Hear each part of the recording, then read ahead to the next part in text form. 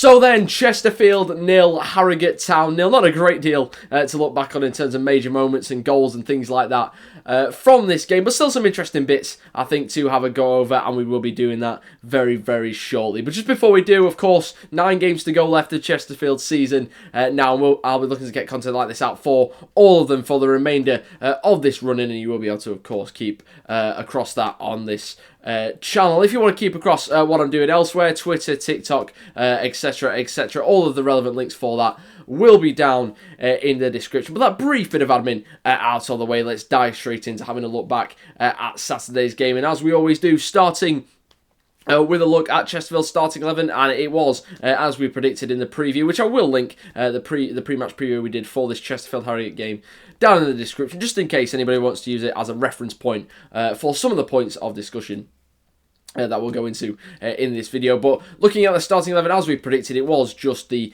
one change with Janoy Donatian coming in to replace the injured Raheem Shackelford. Now, unfortunately, I do feel like I put a little bit of the jinx on him, because I said that with Shackelford out, that kind of right-back spot was Donatian's for the foreseeable future.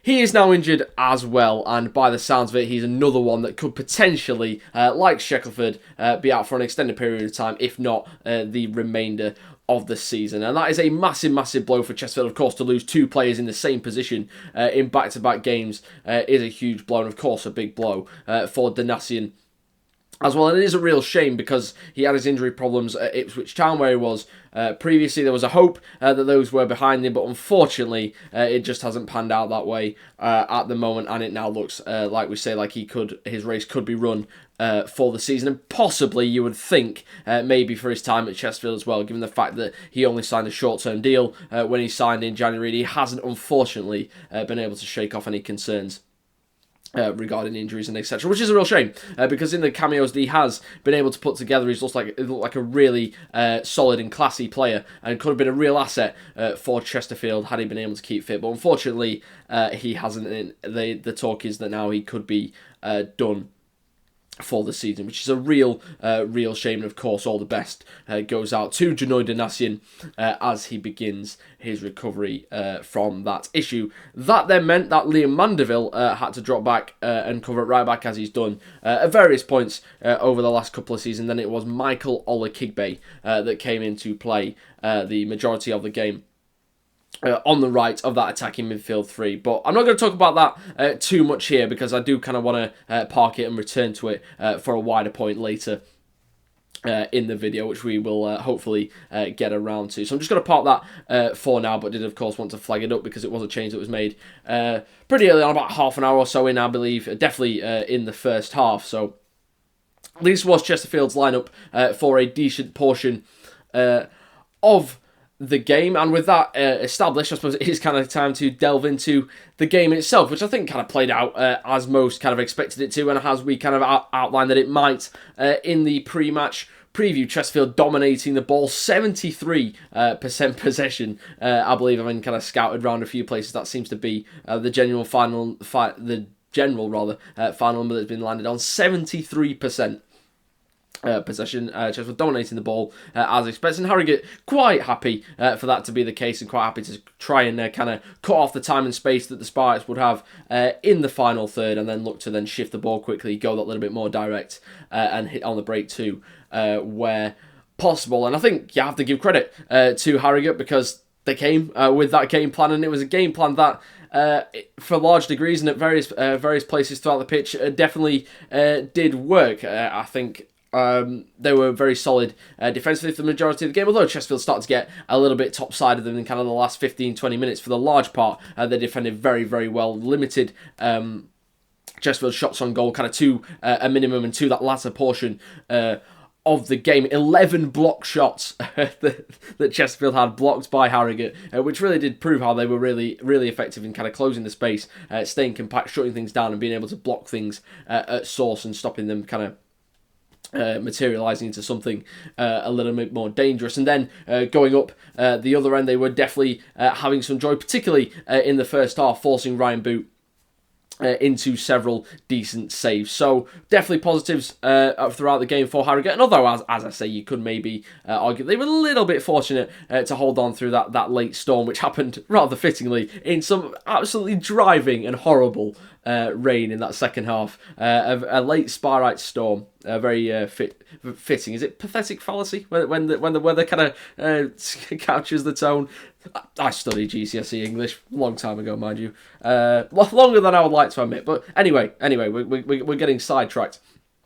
The overall point being that Chesterfield were strong in those latter stages and could and arguably did deserve a goal, but Harrogate held on for a very commendable point on the road, so credit to them for how they were able to execute things at various points throughout the game. Another thing that we flagged up to look out for, and that might be the case in the preview, was that with that more kind of direct nature of their opponent, it might actually suit Chesterfield's centre-back pairing of Ash Palmer and Jamie Grimes. And ultimately, the fans' man of the match for Saturday's game was Ash Palmer. So sometimes, just sometimes, despite me going off on a random tangent there, we aren't chatting complete waffle here on the channel, but that does pose a bit of an interesting question, really, if these two played reasonably well, which they did, how were Harrogate still able to have a decent amount of joy throughout the game, particularly kind of in the first hour or so, forcing Ryan Boot into quite a few decent saves, or at least a decent number of solid saves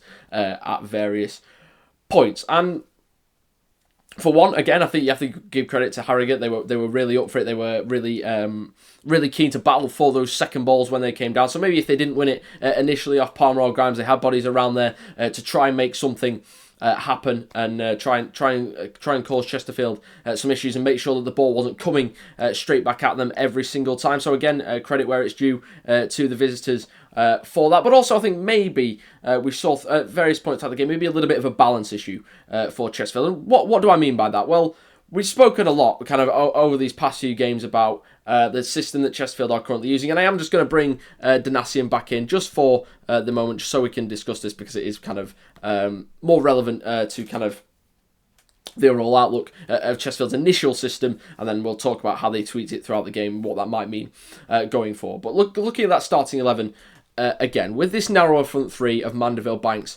and Dobra, I think actually Banks was kind of allowed to drift kind of all over, really, but it was still that three in behind Bim Peppel.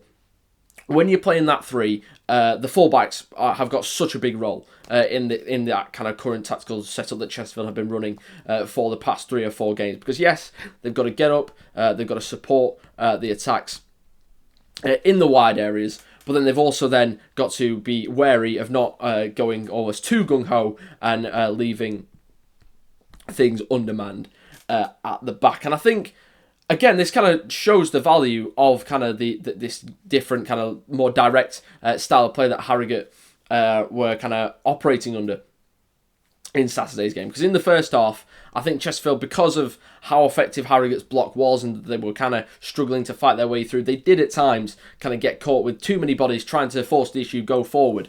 And then Harrogate were able to kind of get the ball into these wider areas, and although Palmer and Grimes were dealing well with the majority of things, they can only cover so much space. They can't be winning everything and being everywhere at once. So there were occasions where Chesterfield were a little bit stretched, and Harrogate were able to get away on the break. There was one particular moment where Ryan Boot was forced into a save. There were a couple of other kind of near escapes as well, where it looked like they were going to burst away, and it just didn't quite materialise. But then you fast forward to the second half, and you wonder whether that maybe took effect. Now, I'm not in the mind of Lewis Gordon. I can't say for certain whether this was the case or whether it was just, you know, a little bit of coincidence or whatever it was. But there were points where Armando Dobra would receive the ball kind of in this left-hand half space, and there wouldn't be kind of that overlapper there. So he'd either have to kind of dribble out into the space himself, or he'd have to wait and hold it up and wait for somebody to get up and round in support. And I do wonder whether that maybe hesitance to go forward and aggressively occupy that space maybe came from the fact that Chesterfield were caught short at the back a few times, that Harrogate maybe forced them to think about things, and that just threw their balance off, and they didn't get it quite right as they had done in other games. Now, that's not meant to be a criticism of Lewis Gordon at all. I think he's been a very good player for Chesterfield.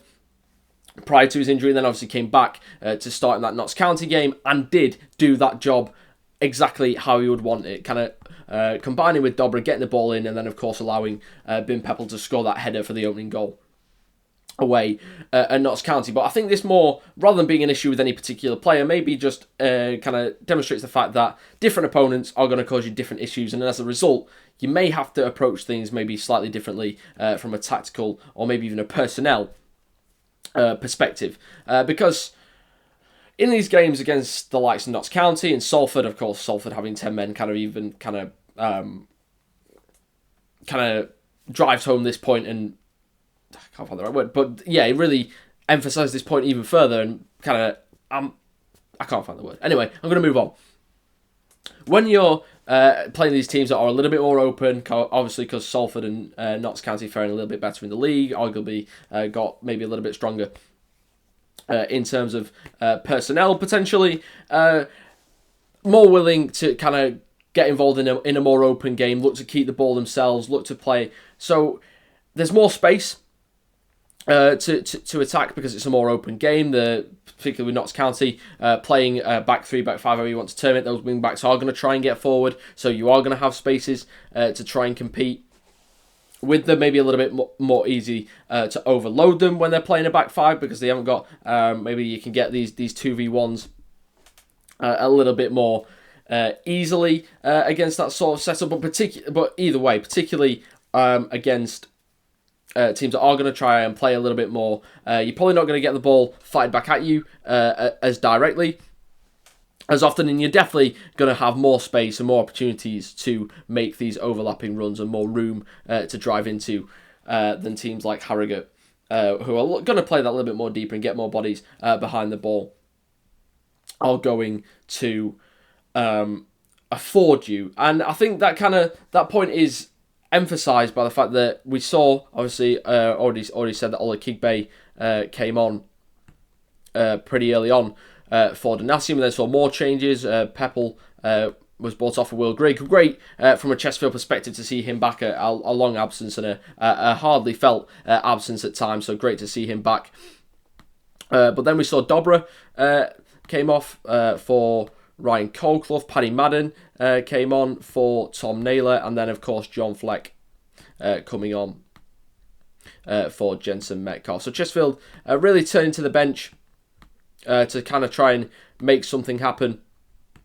Excuse me, trying to do this on the fly. This is where I should probably edit these videos out, but I like to do them in one take because I think it makes the discussion a little bit more authentic and whatever. But yeah, as you can see, now Chesterfield got 2 natural wide players on the pitch. Players that, 2 kind of traditional wingers that are probably more likely to be able to stand a man up and beat him kind of with a dribble, kind of 1v1 than your kind of average fullback, and maybe almost kind of craft space where there isn't any sometimes. And I do wonder whether this maybe gives some kind of cause for thought of where Chesterfield might look to go from here, just because they are looking at their running. They're playing, the majority of the teams they play are below them in the table, so you can't say this for certain, but they may look to try and approach the game in a similar fashion to how Harrogate did. So how do you unlock that? Could it be that we see the return of some more kind of traditional wingers to try and stretch the pitch, try and have some players that can drive 1v1, beat a man, open up some space, kind of get Chesterfield trying to drive and trying to break down these low blocks. And then if you have those players that can occupy the wide areas more naturally from a more advanced position, it possibly allows your fullbacks to then kind of pick and choose a bit more their moments to go forward, and maybe offers you that additional security on the other end of the pitch. Gives Palmer and Grimes that kind of protection in the wide areas that you're looking after. Of course, if teams are getting men behind the ball, you're still going to have to commit forward a little bit, but maybe not quite as advanced, looking to bomb right on down the flanks as you would when you're playing that kind of narrower attacking 3. But we'll leave the discussion on that for now, because we'll kind of maybe delve into that a little bit more kind of for the preview for the Barrow game in the weeks to come. But maybe something just to think about there for Chesterfield, with some different kind of opponents to they faced in the last couple of weeks. Maybe they're going to have to look and approach things a little bit differently down this stretch. But going back to that Harrogate game once more, and of course we saw actually Ryan Colclough having a great impact when he came on, almost scored twice, and he was only on the pitch for about 5 or 10 minutes. So again, maybe just a little bit of food for thought there for Paul Cook and Co in terms of their team selection for these coming games. But yeah, going back to that Harrogate game finally and offering some closing thoughts. I think it's disappointing, naturally, for Chesterfield not to win this game. They were probably targeting it for a win, given the fact they've won their last 3. They were at home. They're above Harrogate in the table. It's probably a game that you would look at and want to win.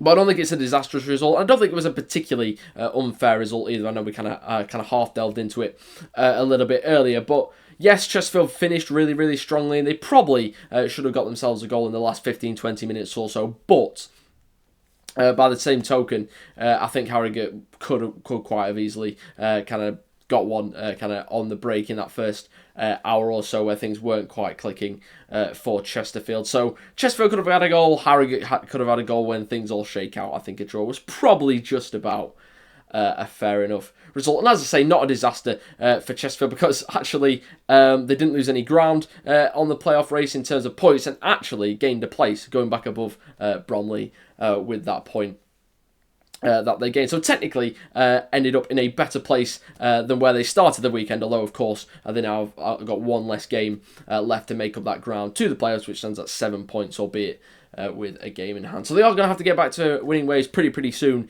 if they are going to mount that push, and we will be right here on this channel to see whether they can do that, starting with that game at Barrow on Saturday. But for this video, that is it. Thank you very much for watching, if you had enjoyed it. So I realise I kind of went off on a few tangents there, but hopefully you made it through to the end of this video and enjoyed it well enough. If you did, likes, subscriptions, shares, and all that good stuff is massively appreciated. Personally, my week is looking a little bit different this week, so I'm not quite sure when or if a Barrow preview will be coming out, but we will certainly try to get something together. So keep your eyes peeled for that. Otherwise, again, thank you very much for watching, and I will see you when I see you. Thank you very much. Goodbye.